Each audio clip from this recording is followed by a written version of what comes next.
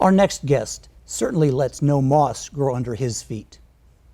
In addition to holding multiple degrees and certifications, Dr. Wynn Tran is completing a fellowship in rheumatology in Southern California.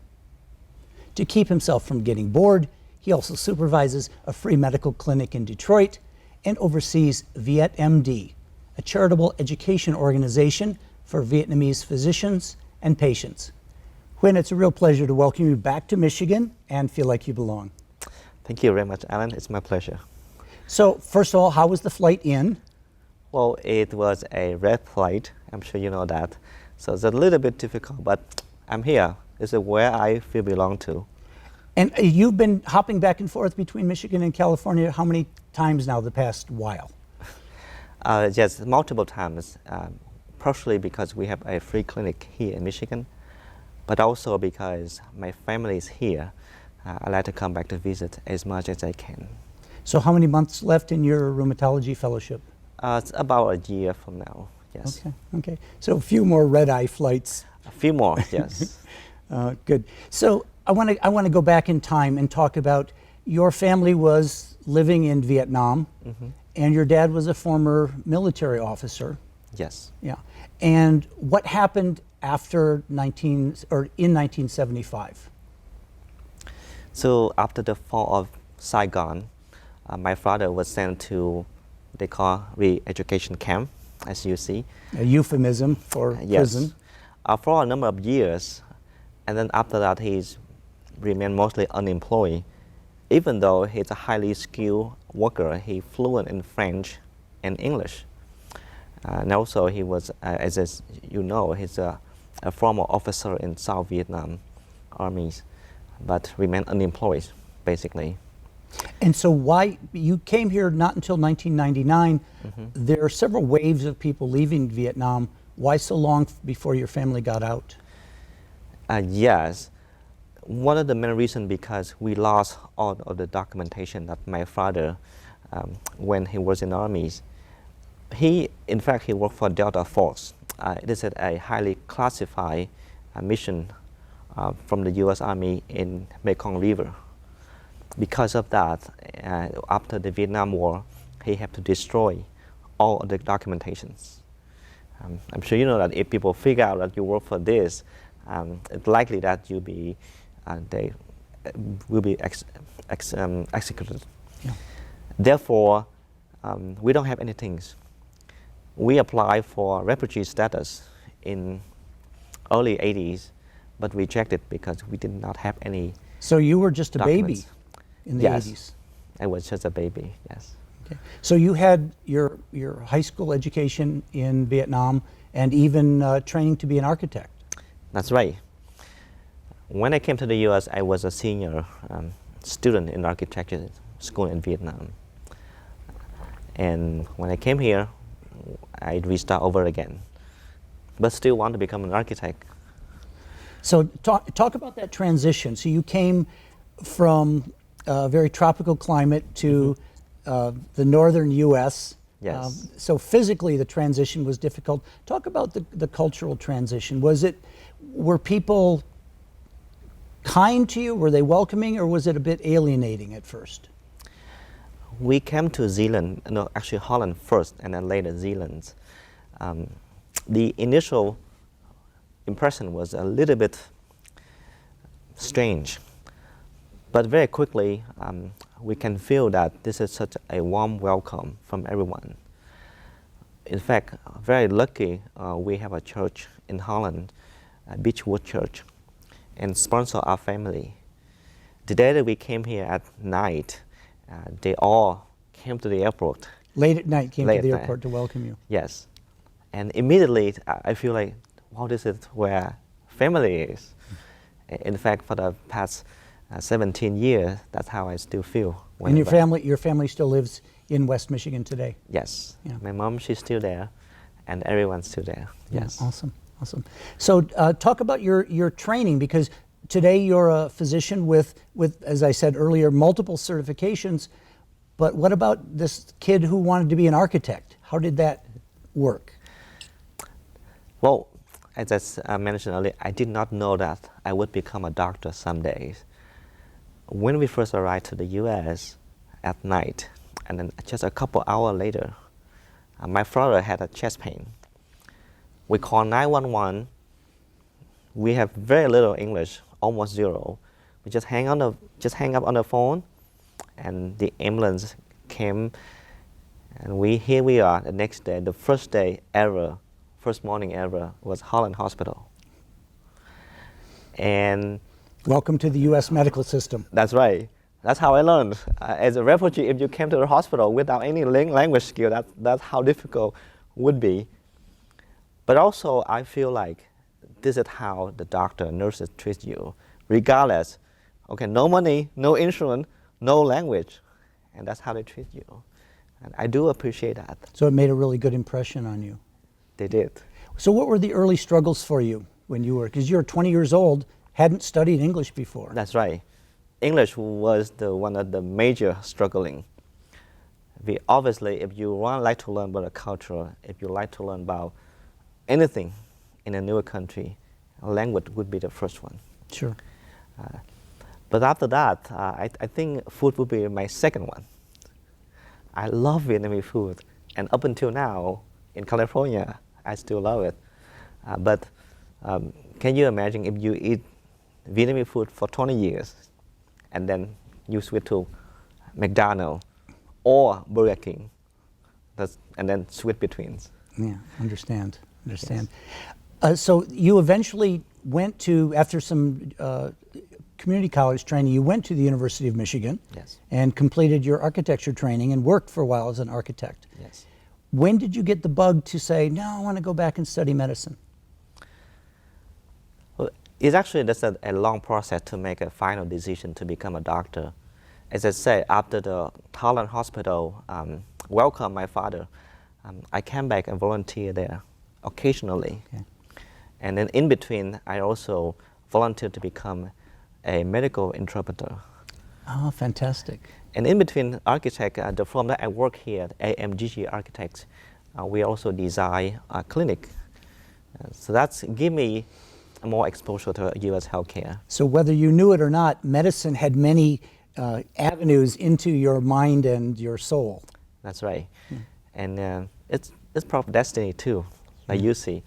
And that's how I believe, opportunity, destiny will come, but it's up to us to pick it up and work for it. Awesome. So now you finished medical school, you're a licensed physician, you're upgrading your skills and getting additional training, but you're not stopping there. You have started this program, VietMD. Talk about this. From what I could see from the website, it looks like a marvelous organization. What does that do? Well, VietMD is a non-profit medical organization dedicated to Vietnamese physicians and patients all over the world. We have members in Vietnam, Japan, and of course in the US. The main purpose of VietMD is via education. We believe we can help doctors learn better, and in return, they can serve a patient better. Now, are these mostly doctors who are in Vietnam or also Vietnamese doctors in the United States? Both. Okay. And for this year, so we have some very interesting program we exchanging. So we send doctors from the US to Vietnam, and also we try to get some doctors from Vietnam to the US. But also in between, we train them distantly. Like we have some internet training medical English, where doctors and students in Vietnam, they can learn medical knowledge here in the US. Mm-hmm.